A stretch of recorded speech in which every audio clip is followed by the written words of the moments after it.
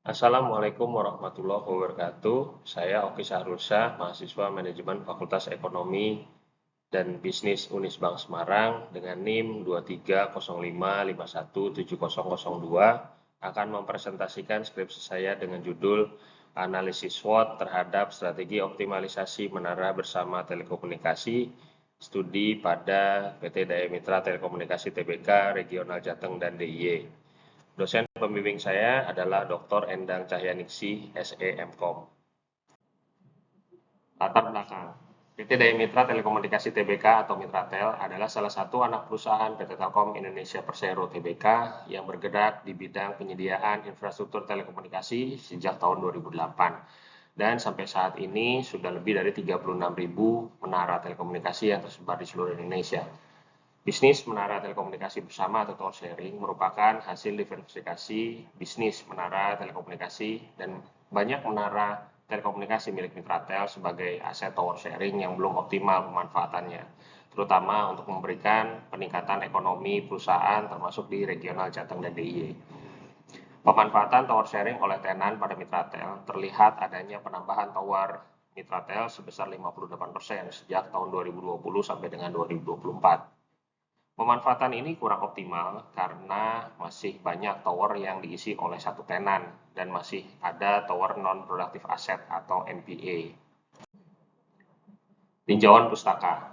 Menara telekomunikasi bersama atau tower sharing merupakan infrastruktur telekomunikasi yang penyewaan atau pemanfaatan bersama ruang di menara atau tower telekomunikasi oleh beberapa operator telekomunikasi. Strategi pemasaran. Menurut Philip Kotler, strategi pemasaran adalah segala suatu pikiran yang akan digunakan untuk mencapai tujuan pemasaran suatu perusahaan, yang dapat berupa strategi khusus untuk pasar sasaran, positioning, bauran-bauran pemasaran, dan besarnya pengeluaran pemasaran. Aset dan manajemen aset. Menurut Dolly Desiregar tahun 2004, aset adalah segala sesuatu yang dimiliki oleh perusahaan, lembaga, atau individu dan memiliki nilai ekonomi, komersial, atau nilai tukar. Dan manajemen aset adalah suatu proses sistematis yang mencakup identifikasi, inventarisasi, penilaian, pemanfaatan, dan pemeliharaan aset yang berwujud dan tidak berwujud untuk mencapai tujuan organisasi atau perusahaan. Optimalisasi aset merupakan proses pengelolaan aset untuk mendapatkan manfaat yang maksimal. Analisis SWOT, strength atau kekuatan, weakness atau kelemahan, opportunity atau kesempatan, dan threat atau ancaman biasanya digunakan sebagai perangkat analisis agar dapat mengetahui posisi yang baik untuk usaha. Metodologi penelitian. Metodologi penelitian di sini menggunakan deskriptif kualitatif, menggunakan analisis SWOT. Metode pengumpulan data dilakukan dengan observasi, wawancara dengan direktorat terkait, riset atau telah dengan mengumpulkan data internal perusahaan. Metode analisis SWOT terdiri dari analisis kuantitatif deskriptif, yaitu IFAS dan EFAS. Lalu ada analisis kualitatif, itu menganalisis data dalam objek penelitian yang tidak dinyatakan dengan angka-angka atau dimasukkan dengan internal dan external matrix atau IA matrix. Internal Strategic Factor Analysis Summary atau IFAS. IFAS yang terdiri dari faktor kekuatan atau strength dan faktor kelemahan atau weakness. Faktor kekuatan terdiri atas kondisi perusahaan yang cukup baik, pemimpin pasar yang jumlah tenan terbanyak, kapasitas jaringan yang luas, komitmen pemasaran yang kuat, SDM yang kompetitif, pangsa pasar yang baik, produktivitas dan pendapatan yang terus meningkat, prosedur dan sistem informasi yang lengkap, klien yang terikat kontrak panjang, dan dukungan penuh dari PT Telkom Indonesia sebagai stakeholder. Adapun faktor kelemahan atau weakness, terdapat proses prosedur yang kurang efektif, harga yang kurang kompetitif, kurangnya diferensiasi layanan, kegiatan promosi yang kurang intens, dan organisasi yang kurang efektif.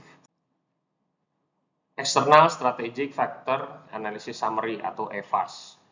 EFAS yang terdiri dari faktor ancaman atau threat dan faktor peluang atau opportunity. Faktor ancaman atau threat seperti ancaman pendatang baru, peluang layanan, peraturan pemerintah, lalu juga proses akuisisi dengan warga yang sulit, perubahan tren telekomunikasi, mahalnya investasi, lalu perubahan harga dan perekonomian global yang belum membaik. Faktor peluang atau opportunity, terdapat permintaan layanan yang besar, mengungguli pesaing dari segi coverage area, melakukan customer intimacy, pertumbuhan industri yang baik, kesempatan ekspansi layanan, dan memiliki kesempatan sebagai market leader. Dari hasil perhitungan IFAS dan EFAS, posisi kuadran terletak pada kuadran 2, dan strategi yang dipakai adalah strategi diversifikasi. Kesimpulan, optimalisasi menara telekomunikasi sebagai tower sharing dapat meningkatkan cakupan jaringan dan kualitas layanan dengan memaksimalkan pemanfaatan tower yang ada. Strategi optimalisasi menara telekomunikasi sebagai tower sharing guna peningkatan pendapatan perusahaan adalah meningkatkan kualitas layanan serta memberi harga yang lebih kompetitif. Perusahaan seminimal mungkin dapat menghemat pengeluaran sehingga dapat meningkatkan profit serta dibantu dengan strategi pemasaran yang benar dan tepat pada sasaran tanpa mengesampingkan kualitas produk.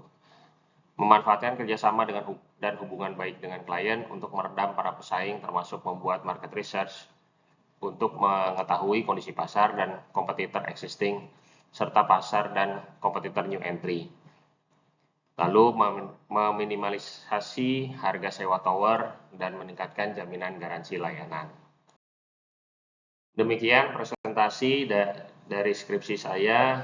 Terima kasih. Wassalamualaikum warahmatullahi wabarakatuh.